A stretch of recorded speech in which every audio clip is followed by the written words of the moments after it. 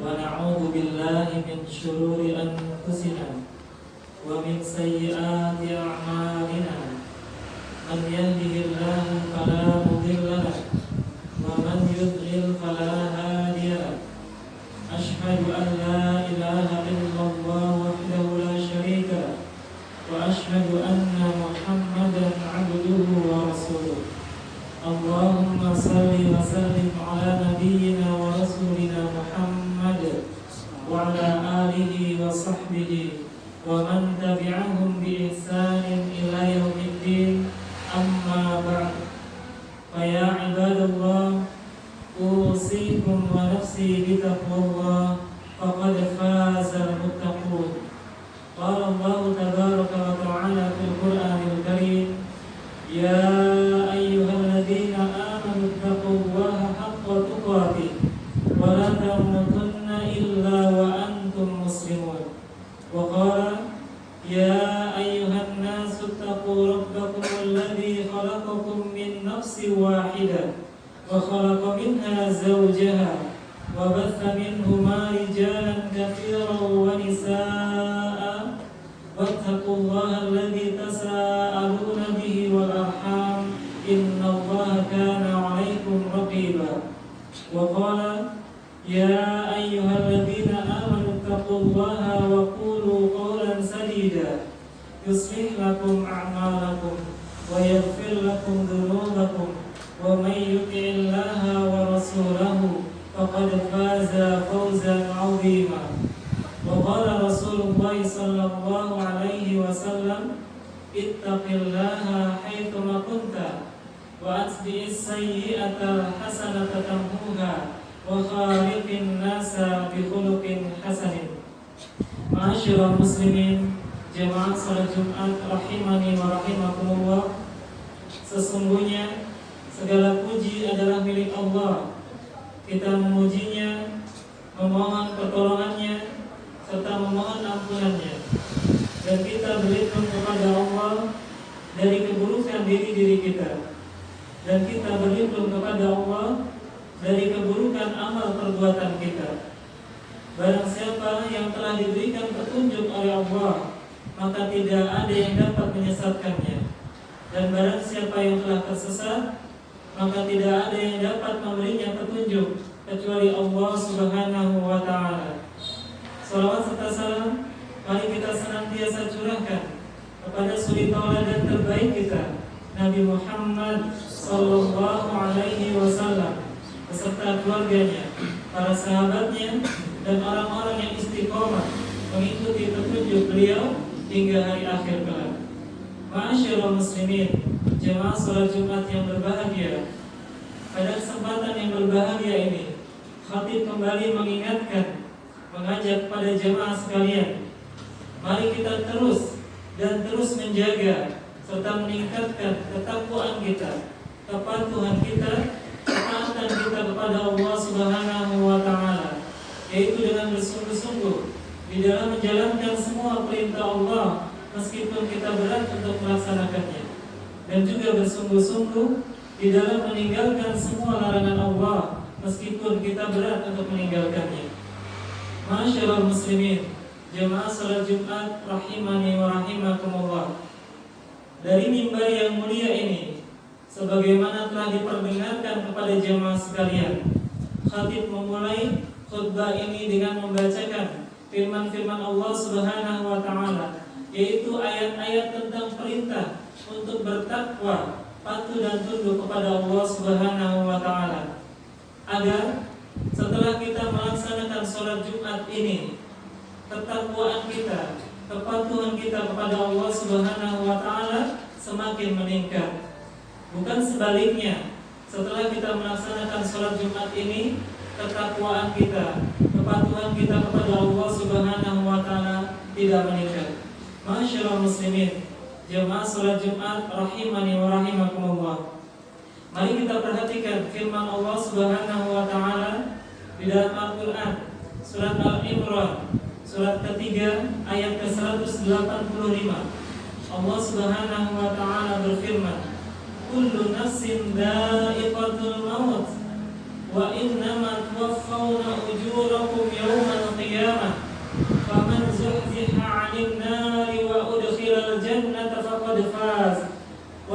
hayatud dunya illa mata'ul ghurur. Masyaallah muslimin, jemaah salat Jumat rahimani wa rahimakumullah. Di dalam ayat ini Allah Subhanahu wa taala mengingatkan kepada kita. Yang pertama, kullu nafsin dha'iqatul maut. Setiap jiwa, setiap yang bernyawa pasti akan merasakan yang namanya kematian. Siapapun itu, seberapapun usahanya untuk menjadikan tubuhnya sehat, sekuat apapun tubuhnya, sesehat apapun tubuhnya, sekaya apapun dia, sehebat apapun penjagaan yang dilakukan kepadanya, maka ketika waktu kematiannya telah tiba, maka dia tidak akan bisa menolaknya. Allah Subhanahu wa taala ingatkan di dalam Al-Qur'an surat Al-A'raf surat ke-7 ayat ke-34. Allah Subhanahu wa taala berfirman, "Walikulli ummatin ajal."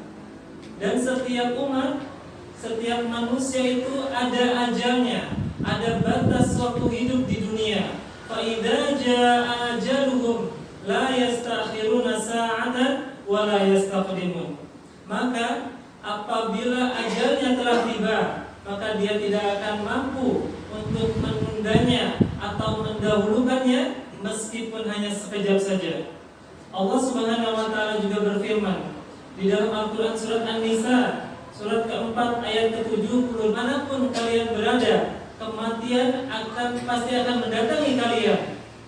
Walau kuntum fi burujin musyayyadah, meskipun kalian berada di sebuah benteng yang tinggi lagi kokoh. Itulah ikhwati fillah rahimani wa rahimakumullah. Sesungguhnya setiap kita pasti akan mengalami yang namanya kematian. Namun Nabi SAW mengingatkan kepada kita dalam hadis riwayat Imam Tirmidzi, Nabi SAW bersabda, "Akfiru dzikra hadhil ladzat." Perbanyaklah oleh kalian mengingat pemutus segala kenikmatan, yakni al-maut, yaitu kematian. Dalam hadis riwayat lainnya, riwayat Imam Ibnu Majah, Nabi SAW pada suatu hari pernah ditanya oleh salah seorang sahabatnya, "Fa ayyul mu'minina aqyas?" Siapakah orang yang beriman yang cerdas itu? Rasulullah SAW bersabda, "Aktsaruhum lil mauti dzikran wa ahsanuhum lima ba'dahu isti'dadan ulaikal aqyas." Orang yang cerdas, kata Nabi SAW, adalah orang yang banyak mengingat kematian dan dia banyak melakukan kebaikan untuk bekal kehidupan setelah kematian. Kata Nabi, itulah orang yang cerdas.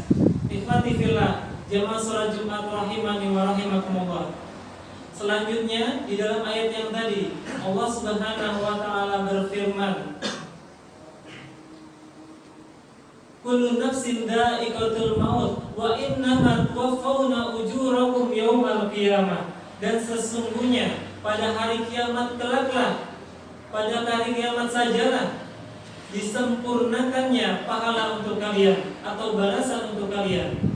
Di sini Allah Subhanahu wa taala menjelaskan bahwasanya balasan yang akan diterima oleh kita, apapun itu perbuatan baik ataupun perbuatan buruk yang kita lakukan, maka semua itu akan dibalas oleh Allah Subhanahu wa taala secara sempurna, yaitu di akhirat kelak.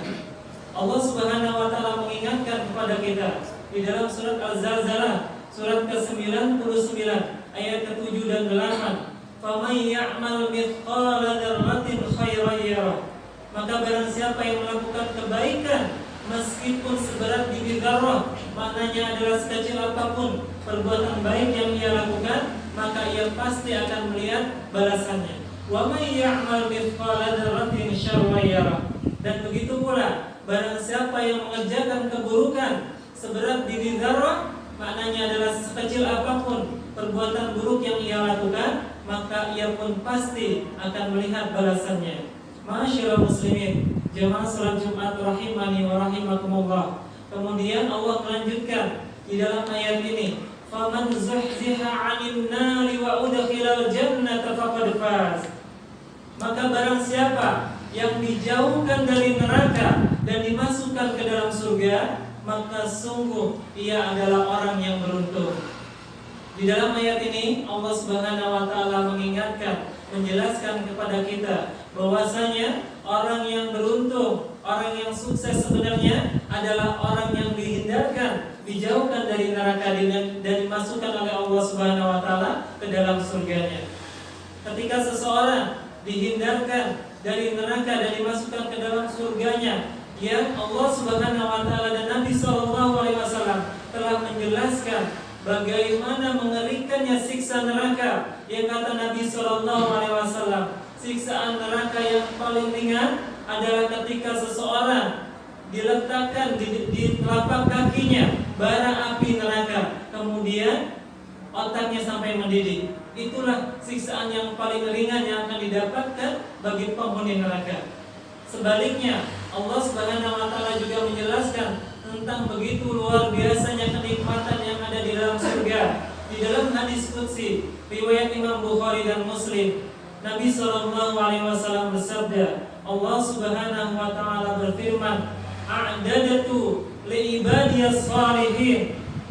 Aku mempersiapkan balasan untuk hamba-hambaku yang soleh, kata Allah Subhanahu wa taala, yaitu berupa surga yang di dalamnya penuh dengan kenikmatan, mala ainun ra'at, yang tidak pernah dilihat oleh mata, wala udhunun sami'at, dan tidak pernah didengar oleh telinga, wala hadara ala qalbi bashar, dan tidak pernah terlintas di dalam hati setiap manusia. Itulah kenikmatan yang ada di dalam surga, yang sungguh luar biasa kenikmatan tersebut sebagaimana Allah Subhanahu wa taala menjelaskannya. Masyaallah muslimin, jamaah salat Jumat rahimani wa rahimakumullah. Kemudian Allah tutup ayat ini dengan berfirman, "Wa mal hayatud dunya illa mata'ul ghurur." Dan kehidupan dunia itu tidak lain hanyalah kesenangan yang menipu. Di dalam ayat ini Allah Subhanahu wa taala menjelaskan bahwasanya kesenangan yang ada di dunia ini merupakan kesenangan yang menipu. Karenanya ikhwati fillah rahimani wa rahimakumullah, kita patut berhati-hati jangan sampai kesenangan yang menipu, kesenangan yang sesaat ini menjadikan kita terlena. Jangan sampai kita terjerumus di dalam kesenangan yang di dalamnya adalah kemaksiatan yang dilarang oleh Allah Subhanahu wa taala. Ikhwati fillah rahimani wa rahimakumullah. Di akhir khutbah ini, mari kita perhatikan salah satu contoh begitu luar biasanya salah seorang sahabat Nabi SAW di dalam menjalani kehidupannya di dunia ini. Ada yang Allah Subhanahu wa taala memberikan kenikmatan yang sangat besar, harta yang sangat melimpah, tapi beliau tidak terlena dengan berbagai macam kenikmatan dunia itu. Dan ada pula yang Allah Subhanahu wa taala mengujinya dengan berbagai macam kesulitan. Bahkan salah seorang sahabat Nabi SAW yang bernama Abu Kilabah, Allah uji dia dengan matanya buta, tidak memiliki kedua tangan, tidak memiliki kedua kaki. Beliau hidup hanya dengan ditemani seorang anak laki-lakinya. Beliau hidup di tengah gurun pasir, jauh dari pemukiman masyarakat. Yang pada waktu itu dijelaskan, diceritakan, ada seorang musafir yang singgah di tempatnya. Kemudian musafir itu melihat ada seorang yang sedang terkelungkup tubuhnya, tidak ada tangannya, tidak ada kakinya. Kemudian dia mengucapkan salam. Kemudian dijawab salamnya oleh orang tersebut. Kemudian ditanya, apakah kamu memiliki air? Musafir ini ingin meminta air daripadanya. Kemudian sahabat Nabi yang bernama Abu Kilabah ini mengatakan, saudaraku, aku memiliki seorang anak laki-laki. Coba tolong cari anak itu, mungkin ada di sekeliling rumah ini. Kemudian musafir itu mencari anak laki-laki Abu Kilabah tadi. Kemudian musafir ini tidak jauh dari rumahnya, rumah Abu Kilabah tadi, menjumpai ada manusia sesosok tubuh yang sedang dimakan oleh serigala yang jumlahnya sangat banyak. Kemudian musafir ini datang menemui Abu Kilabah tadi. Kemudian menyampaikan dengan penuh kehati-hatian, Wahai orang tua, sesungguhnya aku mendapati sosok seorang manusia sedang dimakan oleh beberapa serigala di luar sana. Kemudian apa yang dikatakan oleh Abu Kilabah yang dalam kondisi yang seperti itu, dalam kondisi buta, dalam kondisi tidak memiliki tangan dan kaki, hanya memiliki satu orang anak yang selama ini membantunya untuk memenuhi kebutuhannya sehari-hari. Apa yang dikatakan oleh Abu Kilabah? Apakah dia menangis terseduh-seduh? Apakah dia mengeluh kepada Allah Subhanahu wa taala? Tidak. Dia malah mengucapkan alhamdulillah.